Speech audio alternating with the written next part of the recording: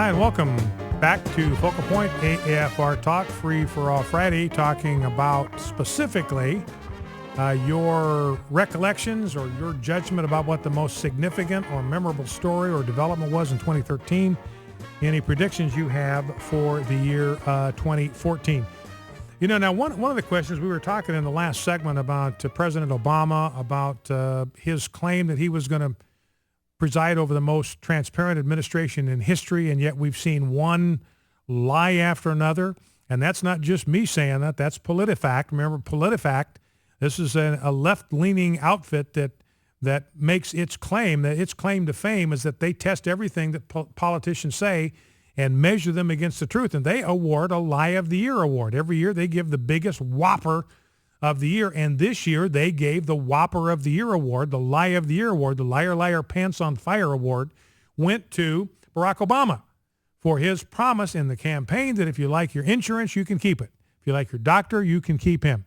And that's the biggest lie, they said, of the year. So we've seen one lie and deception and obfuscation after another coming out of this administration. Now, Lech Walesa, this is clip one, Rob. Lech Walesa, he's the one that led the Solidarity in Poland, became the first democratically elected president of Poland when they became a constitutional republic.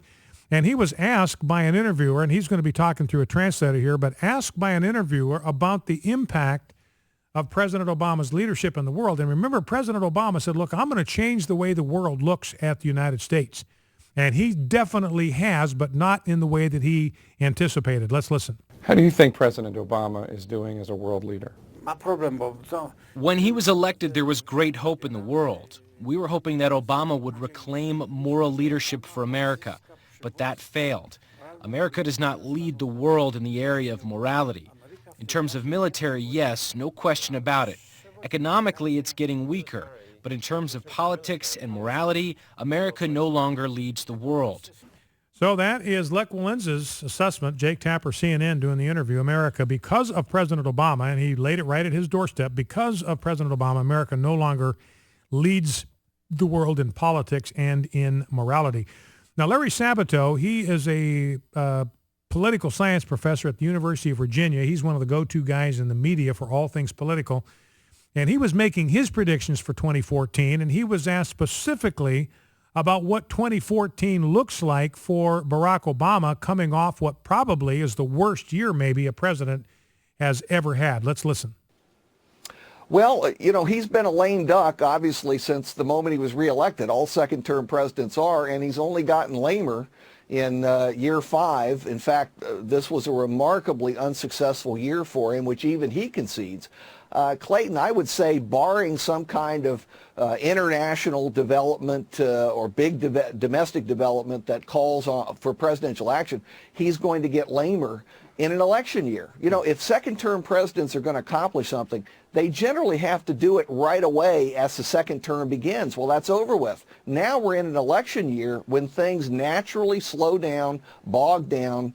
My projections, the crystal ball's projections, call for Republicans to gain seats in both the House and the Senate in November. That means his last 2 years will be even lamer than this coming year will be. You know, and I made the observation some time ago that President Obama is not a lame duck. He is like a quadriplegic duck, because a lame duck at least is limping along, at least it's moving, it's making some kind of progress. And President Obama is completely stuck. He's completely stymied. Everything he's put his hand to is turning to powder.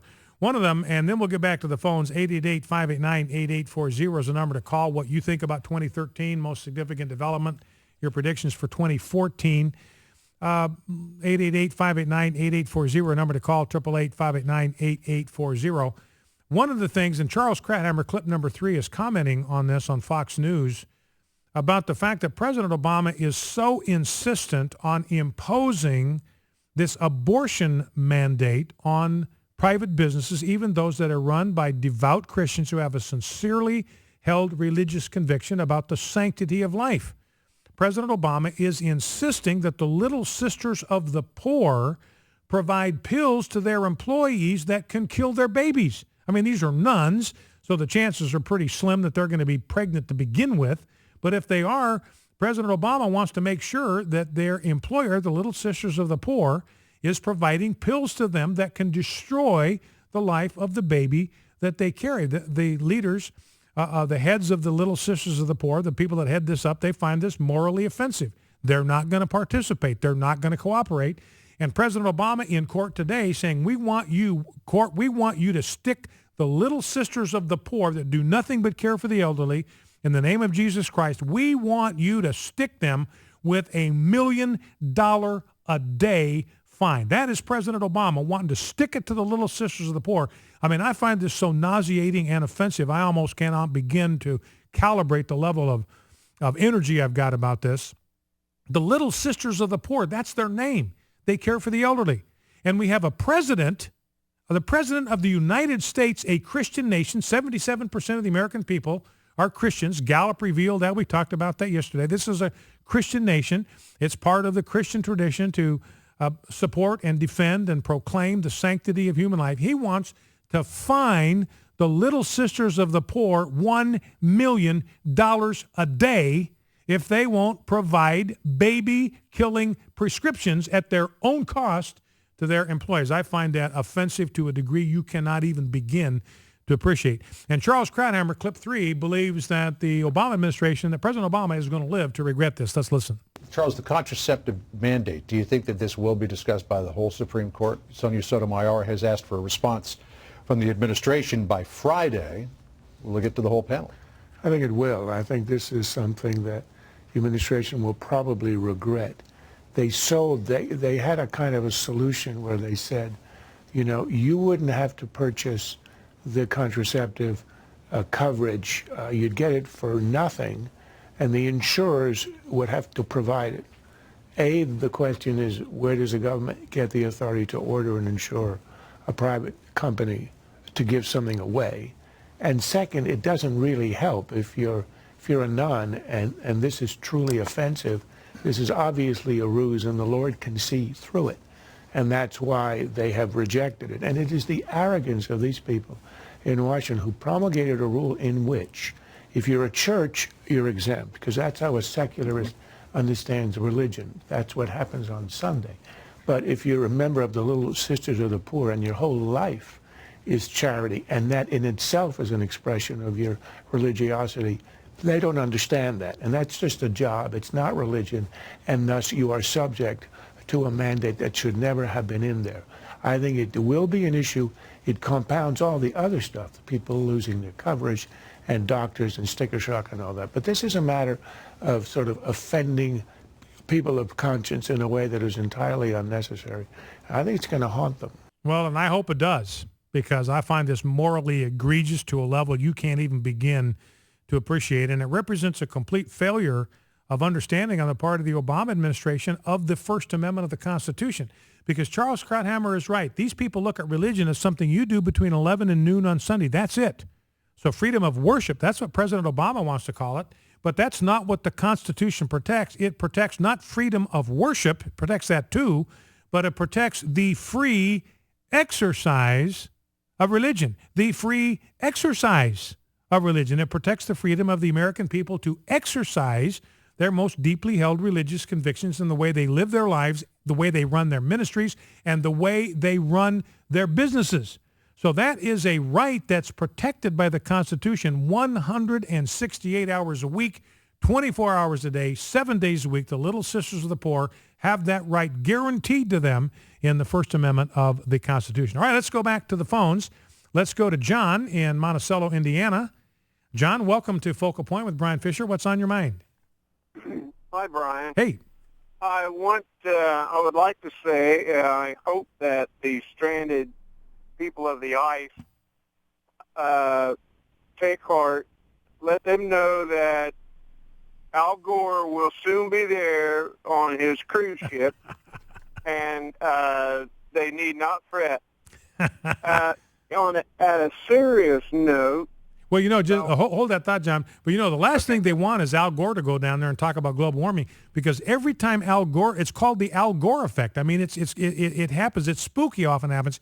He goes somewhere to talk about global warming, and they have a an ice storm or a snowstorm or a blizzard of historic proportions every time he goes anywhere. So they want to keep him as far away from there as they can. Anyway, John, go ahead and finish your thought. I'd like to say that Mr. Gore has always had sticky feet. Anyway, what I'd like to say about the upcoming future of 2014, a prediction. Are you still there? Yes, I am. Go right ahead. Okay. A prediction is that